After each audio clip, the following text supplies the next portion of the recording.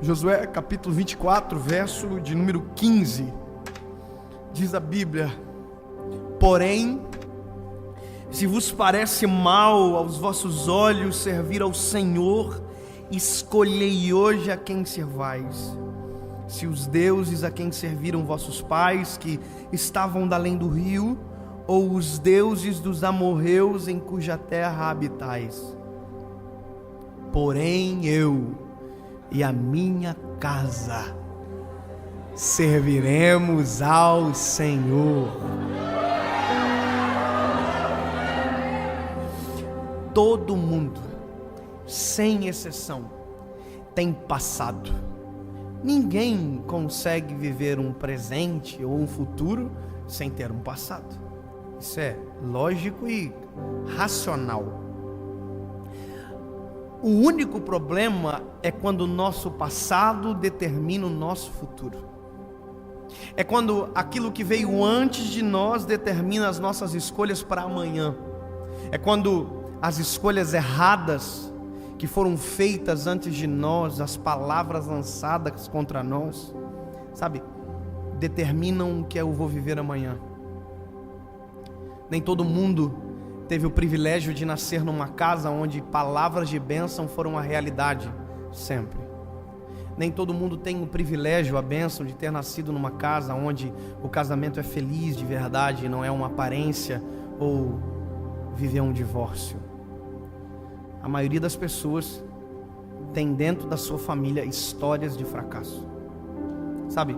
Ou quase fracassos, ou fracassos completos. E esse texto, para mim, ele é a marca de um conceito que é novo, mas que já está aqui há anos. Autorresponsabilidade. Quando você assume a culpa, o ônus e o bônus das suas escolhas. E quando você assume a escolha, sabe, quando você assume, não de tirar do Senhor, pelo contrário, assume a direção do Senhor para você. Eu acho interessante esse texto, porque quem está ouvindo isso é um povo que são filhos de uma geração que não entrou na terra prometida. Josué não é o que recebeu originariamente essa promessa de chegar, estar na terra que emana leite e mel. Quem recebeu essa promessa foi quem antecedeu ele na liderança. Moisés é aquele que tira o povo do Egito e na peregrinação até essa terra prometida, a qual Deus havia programado para eles viverem, um trajeto curto demora 40 anos pela infidelidade do povo. Chega um momento que Deus se cansa e diz: olha, ninguém vai entrar. Dessa geração ninguém vai entrar. Só entrará os filhos quando o último dessa geração sucumbir. Moisés não entra. Ninguém entra. Os filhos entraram. Só que veja, os pais que apontaram o caminho não conseguiram chegar na terra prometida. Os pais que disseram para os filhos a vida inteira: filhos, olha, um dia nós vamos chegar num lugar onde a Bíblia, o Senhor Deus diz que emana leite e mel, ou seja, nós vamos viver os melhores dias da nossa vida quando nós chegarmos lá. Só que o que eles não entendem é que eles estavam apontando um lugar de bonança, mas já estavam vivendo e desfrutando de bonança. Porque no meio do deserto, no meio da peregrinação, maná do céu, água da rocha, nuvem de fumaça, coluna de fogo, o mar que se abre, o sapato que cresce, a roupa que não envelhece, ou seja, eles estavam vivendo os melhores dias da vida, só não perceberam. Tem gente que não entende que o caminho é tão gostoso quanto o destino. Quando a gente deixa o Senhor controlar, eles estavam vivendo, apontando o lugar, mas não estavam vivendo o caminho, e por isso não entraram. Então, quem entrou na terra prometida sabe o porquê os seus pais ficaram no deserto. Veja, a gente sabe o porquê do fracasso. Quem é filho de pais divorciados sabe exatamente por que os seus pais divorciaram, por exemplo. Se for infidelidade, ele sabe que infidelidade é péssimo. Sabe, se for falta de afeto, ele sabe quanto a falta de afeto implica em um relacionamento. Ou seja, quem tem histórias de fracasso, na verdade tem tudo para dar certo. Porque sabe o que não fazer, o que não repetir, o que não reproduzir. O problema é que tem pessoas que chegam na terra prometida, mas o coração ainda mora no deserto. ainda é refém de passado, ainda é refém de histórias negativas, sabe? Gente que não acredita no casamento porque os dos pais não deram certo. Gente que não acredita na família porque a sua família não deu certo. Gente que não acredita mais nas pessoas porque desacreditou, porque viu dando errado dentro de casa, na sua história. Veja, você não é refém daquilo que deu errado. Assuma a responsabilidade para viver algo novo. Assuma a ponta, sabe? Muda o paradigma que foi estabelecido sobre você. Você não é fruto de algo que disseram para você. Você é fruto daquilo que Deus tem ao seu respeito e disponível para entregar para você.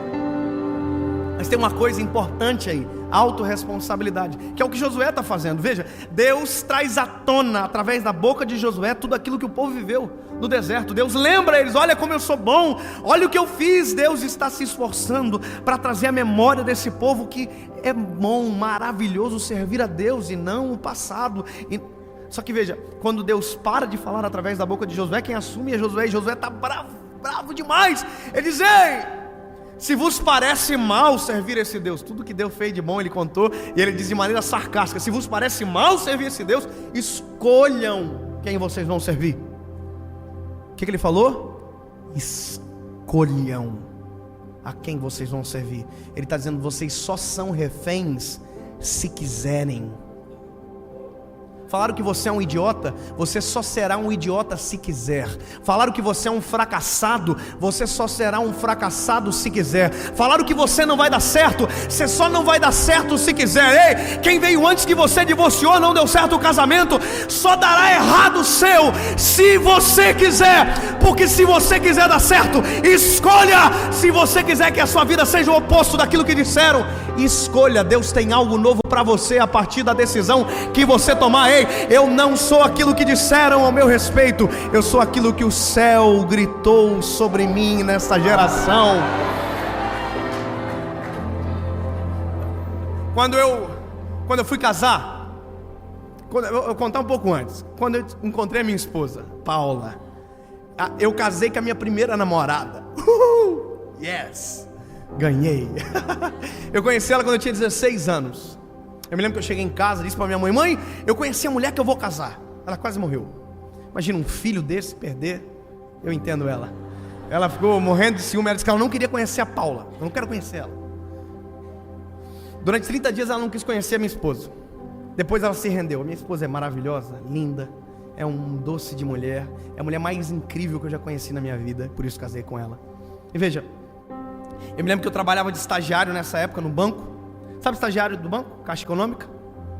Eu era estagiário da Caixa Econômica. Você sabe que estagiário da Caixa Econômica, com todo respeito à classe, a gente usa uma faixinha assim nas costas, um coletinho azul, uma plaquinha escrita assim: posso te ajudar? Mas na verdade o que eu queria escrever durante 2 anos no colete é: eu preciso de ajuda. Sabe? Tinha vontade de escrever assim: me ajuda, pelo amor de Deus, me socorre dessa vida. Porque a gente ganha pouco, sabe? Escravizado, não tem moral nenhuma. Acabei de denunciar uma profissão, olha só. Mas vamos lá, depois a gente corta isso. Eu me lembro que eu estava na cozinha assim, almoçando, tinha vários funcionários e o estagiário se achando, sentado na mesa. Aí eu me lembro que eu falei assim: gente, eu descobri a mulher que eu vou casar. Aí todo mundo assim: sério? Eu tinha 16 anos, estagiário. Só que eu não disse que ia casar amanhã, eu só disse que eu tinha descoberto a esposa que ia casar. E aí teve um homem que olhou pra mim e falou assim: para de ser idiota. Casar é a pior coisa que existe na vida de alguém. E eu fiquei assim: oh my God. Porque eu era estagiário, ele era funcionário. Então a única coisa que eu podia fazer era ficar quieto. E ele disse: casar é horrível, casar é terrível, dá tudo errado. E foi falando, e foi colocando peso em mim. E eu ficando ruim, e todo mundo ruim. E ele: casamento é a pior coisa que o ser humano inventou. Isso tá só. E eu, irmão, quando ele terminou de falar, eu juntei toda a coragem de estagiário que eu tinha, quase nada. Olhei para ele e disse: amado, já preparando para fugir. Falei assim: você é casado? Ele disse: não. Você é o que então? Ele disse: eu sou divorciado. Eu falei: então deixa eu te contar uma coisa. Se eu quiser saber sobre casamento, eu vou perguntar para quem deu certo.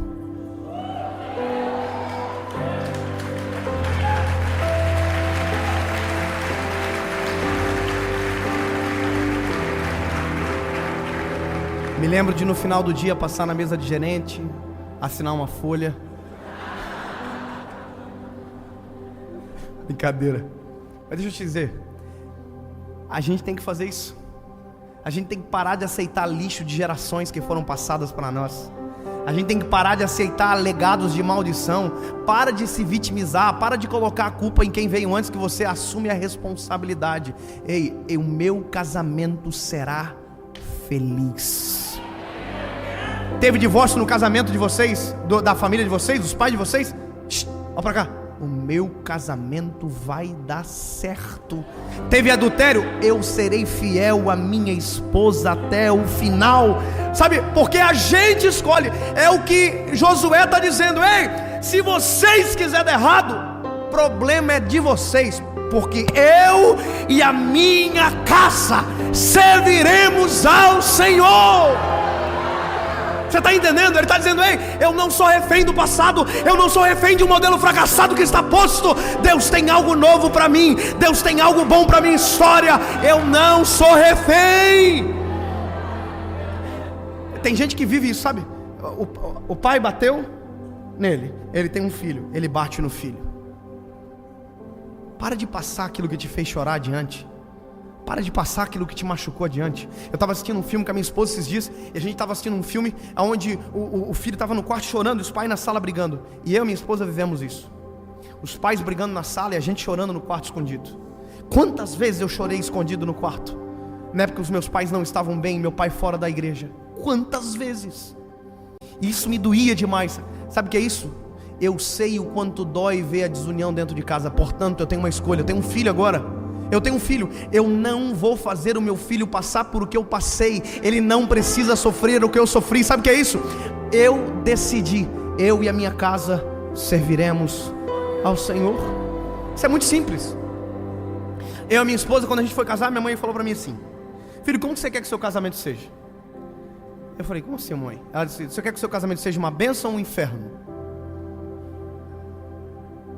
Eu falei: e não é óbvio, mãe? Eu quero que o meu casamento seja uma bênção. E ela disse para mim: então, escolha.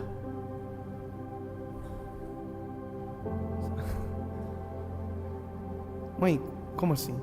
Porque quando a gente escolhe, as nossas atitudes que seguem após a escolha condizem com a escolha que a gente fez. Se eu quero ter um casamento feliz, eu sei o que não fazer e sei o que fazer. Eu tenho todos os motivos para não dar errado. Eu tenho todos os motivos para dar certo, porque o que eu aprendi aqui me apresentou um futuro maravilhoso, brilhante, extraordinário. O que eu vi às vezes dando errado dentro da minha casa, isso é normal, só me ensinou aquilo que eu não devo fazer. Aí minha mãe falou assim para mim: escolheu? Então tá bom, então agora eu vou te dizer uma coisa. Convidou todo mundo pro teu casamento? Aí eu falei: convidei todo mundo, mãe. Falou: todo mundo mesmo? Eu falei: ué, como assim, mãe? Quem que a mãe tá falando? Minha mãe falou assim: Jesus. Você convidou para o seu casamento? A minha mãe é aquelas mulheres de oração violenta, irmão. Ela é crente mesmo. Orou 8 anos e Jesus salvou meu pai. Sabe o que é isso? É uma mulher que tomou a decisão. Eu só quero te dizer uma coisa: na ausência de sacerdote, se você não for o Josué dessa casa, Deus vai levantar um menino, a menina, a mulher. Na ausência de sacerdote, Deus levanta você para gritar bem alto: eu e a minha casa serviremos ao Senhor. É só um adendo para você. Sabe, a minha mãe olhou para mim e disse: convidou Jesus? Eu falei: não, mamãe, então convida. Só que eu tinha um problema. Qual é o meu problema? Eu sou chorão. Então qual que é o medo que eu tinha? O medo que eu tinha é o seguinte: se eu entrar chorando na igreja, o pessoal vai pensar que eu estou arrependido. Eu tinha tudo para entrar chorando na igreja. Imagina, todo mundo dizia: ó, está arrependido. E aí eu orei 7 dias, jejuei 7 dias dizendo: Jesus, eu quero que o Senhor esteja no meu casamento. Só isso. Eu quero que o Senhor esteja, eu quero te sentir lá. Mas não quero chorar na cerimônia, eu quero chorar antes, se possível, para não fazer vergonha. Cheguei no casamento, eu me lembro que quando eu vi aquelas flores tudo brega, vermelha, coisa mais linda do mundo. Na época era a coisa mais linda, hoje é uma breguice total. As bolas de rosa, parecia um velório assim, cara, top. Mas nós achava a coisa mais chique do mundo. E a minha esposa ainda disse: olha, eu quero uma decoração para a igreja ou outra para o salão. Toda metida. E Deus atendeu o pedidinho dela. Mas deixa eu dizer, eu entrei na igreja, olhei tudo aquilo, me lembro que eu comecei a sentir a presença de Deus, entrei dentro de uma sala e eu gritava chorando, dizendo: Tu é maravilhoso, Tu veio, Tu é real, Tu estás aqui, Senhor, Tu és o meu Deus. E aí eu me lembro, irmão, que eu comecei a chorar, eu estava maquiado. Sabe, irmão, sabe? Oh my God. Péssimo, irmão, o maquiador deixou igual um robô, coisa mais feia do mundo. E eu me lembro que eu saí assim, sequei a maquiagemzinha, entrei na igreja sem chorar, casei com a minha esposa e fui para casa. E no dia que eu fui para casa, sabe quem foi comigo? Jesus. E sabe quem mais? Ninguém. O passado ficou para trás, as coisas velhas se passaram e tudo se fez novo. Porque no meio do caminho do deserto eu construo uma estrada, e no ermo eu coloco um rio. Recomeça, viva algo novo.